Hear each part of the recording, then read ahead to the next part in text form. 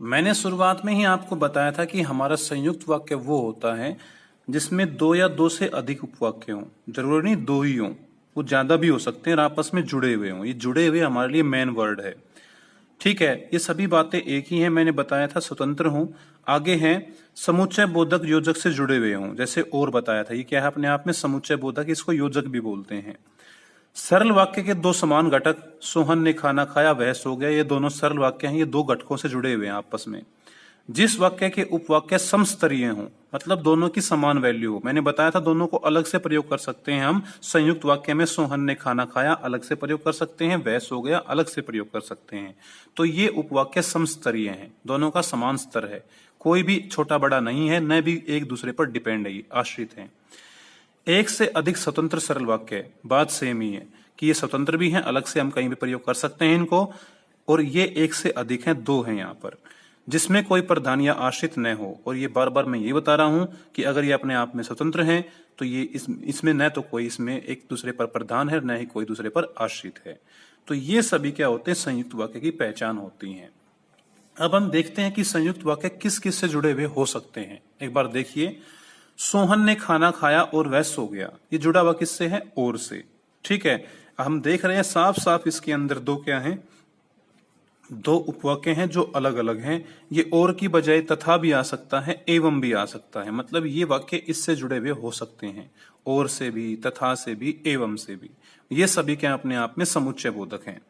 निर्जा उतावली है इसलिए वह प्राय गिर पड़ती है, इसने किसने जोड़ा, इसलिए ने। यहां पर अतः भी आ सकता था। उसने समझाया था परंतु मैं न समझ सका, परंतु की बजाय किंतु भी आ सकता है जोड़ने के लिए।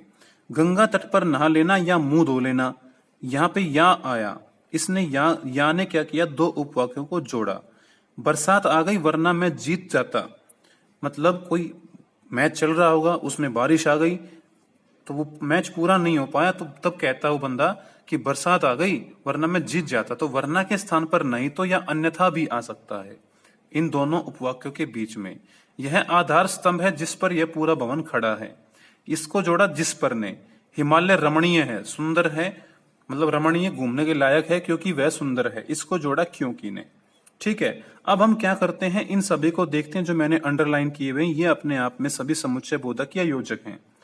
अगर हम ध्यान दें कि अगर हम इन सबको ढकें तो इधर हमारे पास एक सरल वाक्य है, सभी के सभी।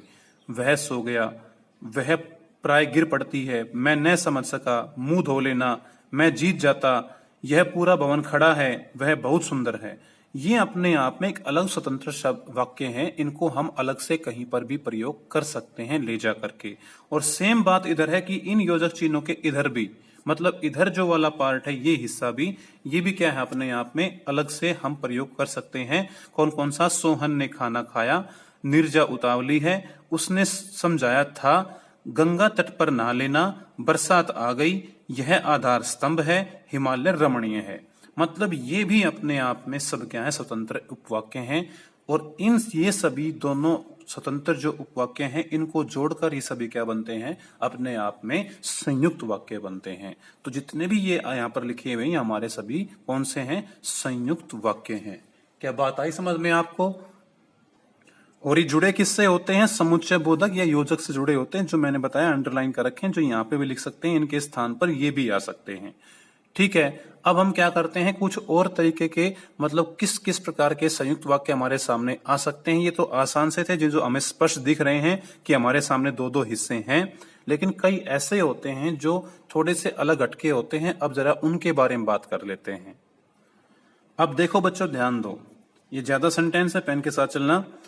तुम नाटक में भाग लो या संगीत में, इसमें क्या है, इसमें यहां का आगे का जो वाक्य था वो लोप कर दिया गया। ये कहना चाह रहा था तुम नाटक में भाग लो या तुम संगीत में भाग लो।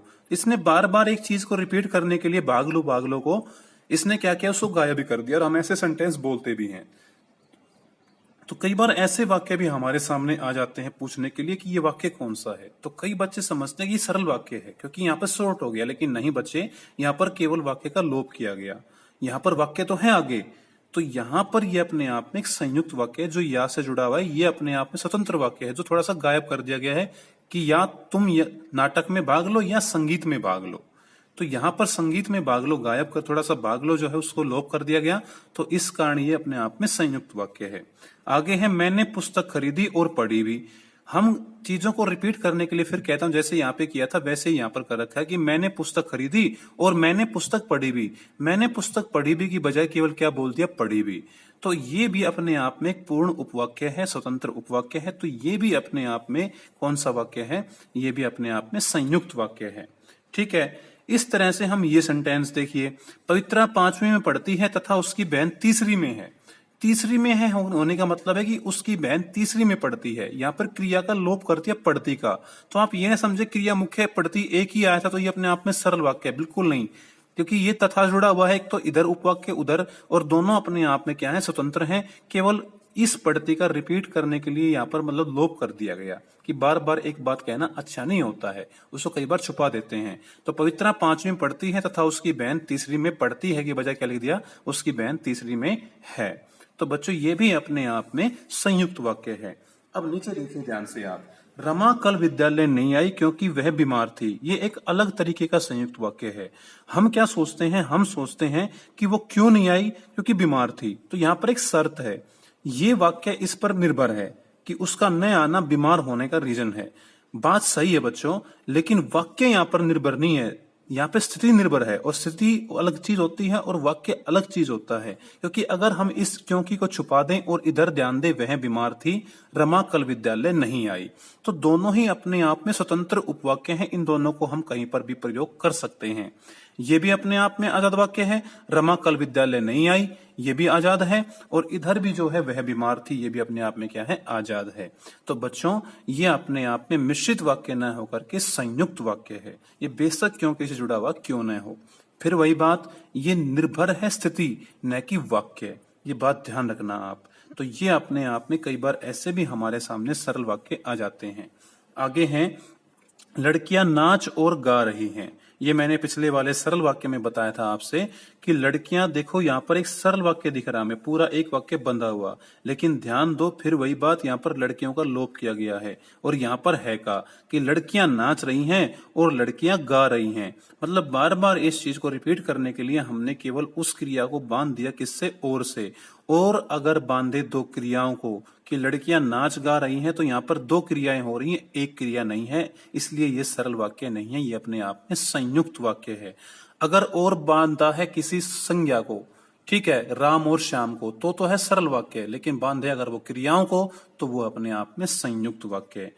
अब देखिए थोड़ा क्या होता है कि कई बार संयुक्त वाक्य के अंदर भी मिश्रित वाक्य आ जाता है।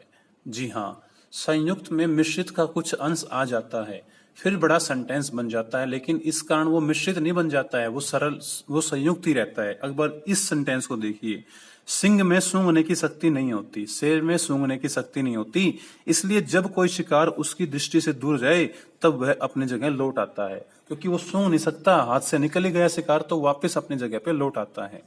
अब हम अगर इस सेंटेंस को ध्यान से देखें तो इसलिए से पहले हमारे पास इधर एक सेंटेंस है, सिंह में सूंघने की शक्ति नहीं होती, ये अपने आप में आजाद है। ठीक है, ये तो अपने आप में हो गया, ठीक, क्लियर है बिल्कुल ही कि ये अपने आप में उपवाक्य है। लेकिन इधर देखिए, जब कोई शिकार उसकी दृष्टि से दूर हो जाए तब वह अपनी जगह लौट आता है, ये अपने आप में एक मिश्रित उपवाक्य है। देखिए इधर, जब कोई शिकार, जब से लेके तब यहां तक, लेकिन बच्चों ये मिश्रित है जरूर, लेकिन ये अपने आप में पूर्ण एक वाक्य है। इधर पूर्ण एक वाक्य है और ये भी अपने आप में पूर्ण एक वाक्य है। तो इधर भी उपवाक्य, इधर भी उपवाक्य जोड़ा किसने, इसलिए ने। तो ये बेशक इसमें मिश्रित उपवाक्य आया, उपवाक्य आया ना, ओनली वाक्य तो नहीं आया ना।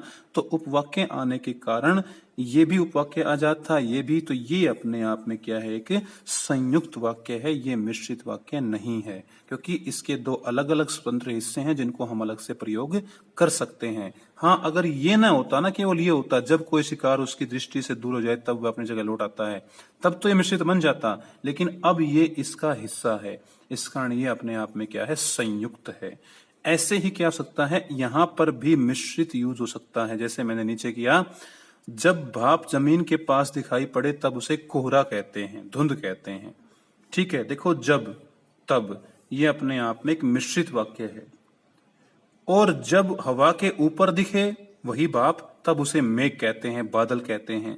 इधर भी एक मिश्रित वाक्य है जब और तब, लेकिन ध्यान दो इधर भी मिश्रित और इधर भी मिश्रित, लेकिन जोड़ा इन दोनों मिश्रित को किसने? और ने। मतलब इधर भी एक स्वतंत्र उपवाक्य है और उधर भी एक स्वतंत्र उपवाक्य है। तो अब बेशक इसके दोनों पार्ट मिश्रित थे, लेकिन फिर भी ये अपने आप में कौन सा वाक्य है? ये संयुक्त वाक्य है, क्योंकि ये भी अपने आप में एक स्वतंत्र उपवाक्य है और ये भी स्वतंत्र है। अगर ये एक दूसरे पर किसी पर निर्भर होते तो ये मिश्रित कहलाते, लेकिन यहाँ पर भी पूर्ण है और यहाँ पर भी पूर्ण है कि जब भाप जमीन के पास दिखाई पड़े तब उसे कोहरा कहते हैं और जब हवा के ऊपर दिखे तब उसे मेघ कहते हैं। तो ये अपने आप में एक संयुक्त वाक्य है। तो बच्चों, मैंने दिखाया कि कैसे संयुक्त वाक्य के अंदर ही मिश्रित वाक्यों का प्रयोग मिल सकता है और संयुक्त में सरल तो यूज होते ही होते हैं, पहले बता रखा है आपको। ठीक है, इधर और देखो एक बार। कई बार क्या हो सकता है, और का लोप कर दिया जाए, जो उसको जोड़ने वाले योजक होते हैं, या और, तथा, और, क्योंकि, इसलिए, और, इनका लोप हो जाए। सोहन पढ़ता है सो जाता है, कई वो बोलते हैं ना कि सोहन पढ़ता है और सो जाता है, और हटा दिया गया, यहाँ पर केवल कोमा लगा दिया। तो बच्चों फिर भी अपने आप में ये संयुक्त वाक्य ही है, बेशक योजक का लोप कर दिया जाए। ठीक है, क्योंकि क्रिया फिर वही बात दो है, पढ़ता है सो जाता है, पूर्ण विराम यहाँ पर है, तो ये अपने आप में पूर्ण एक वाक्य है जिसके दो उपवाक्य अलग अलग हैं। ठीक है, तो ये भी अपने आप में एक संयुक्त वाक्य है। अब आगे चलते हैं, हम देखते हैं किस तरह के वाक्य संयुक्त वाक्य नहीं होते हैं। राम और श्याम घर चले गए। मैंने पहले ही बताया, अगर और बांटे किसको? दो संज्ञाओं को, न कि दो क्रियाओं को, तो वो अपने आप में संयुक्त वाक्य नहीं है, ये अपने आप में सरल वाक्य है, क्योंकि इसकी मुख्य क्रिया एक ही है। तो ये सरल है, ये संयुक्त नहीं है, ये पहले भी समझाया था। आगे देखो, कई बार मानते हैं दो उपवाक्य हो। देखो, मैं खाना खा रहा हूं और घर जा रहा हूं, इसमें दो उपवाक्य हैं, ये रहा, और दोनों स्वतंत्र भी हैं, दोनों को अलग से प्रयोग कर सकते हैं। मैं खाना खा रहा हूं अलग से प्रयोग कर सकते हैं, घर जा रहा हूं अलग से प्रयोग कर सकते हैं। लेकिन बच्चों, अगर आप देख रहे हो, इन दोनों वाक्यों का आपस में कोई मेल नहीं है, इनमें बहुत बड़ा विरोध है। मैं खाना खा रहा हूं और घर जा रहा हूं, ये कभी संभव नहीं हो सकता कि कोई खाना खाता खाता खाता खाता घर जाए। समझ में आई बात? तो ये विरोध सूचक आपस में जुड़ नहीं सकते हैं, बेशक ये स्वतंत्र रहें, अलग अलग वाक्य रहें, दो सरल वाक्य भी रहें और वो जुड़े भी हों, बट वो फिर संयुक्त वाक्य नहीं होता है। सेम बात यहां पर भी है कि राम बहुत कंजूस है किंतु वह खर्च खूब करता है। अब आप खुद ही समझ गए होंगे कि दो उपवाक्य तो हैं और दोनों आजाद भी हैं। राम बहुत कंजूस है अलग से यूज कर सकते हैं, वह खर्च खूब करता है अलग से खूब प्रयोग कर सकते हैं, लेकिन ये जुड़ा भी हुआ अपने आप में किंतु से, पर इसको हम, ये अपने आप में विरोध है कि वो कंजूस भी है और खर्च भी खूब करता है। तो ये अपने आप में संयुक्त वाक्य, ऐसा वाक्य नहीं होता है। ये कोई भी वाक्य नहीं है, सब वाक्य का मतलब रचना ही क्या है? गलत है। तो कुल मिला के बच्चों, इस तरह से हमारा कौन सा वाक्य होता है? संयुक्त वाक्य। मैंने बहुत से तरीके के अलग अलग संयुक्त वाक्य को आपसे दिखाया। किसी में लोप है, किसी में अक्षरों का लोप है, किसी में मतलब मिश्रित वाक्य लगने वाला भाव आ रहा है, किसी में केवल क्रियाओं का जुड़ाव है, किसी में मिश्रित प्रयोग हो रहे हैं। तो ये सब चीजें आपको दिखाई। मैं आशा करता हूँ आपकी समझ में आई होंगी। ना आई हो दोबारा फिर से देखें, ध्यान से समझें, इनको उदाहरणों को बार बार करें व्याकरण में देख करके, तो आपको ये समझ में आ जाएंगे। अब हम चलते हैं अपने अगले पार्ट जिसका नाम है मिश्रित वाक्य, उसको पढ़ेंगे अब।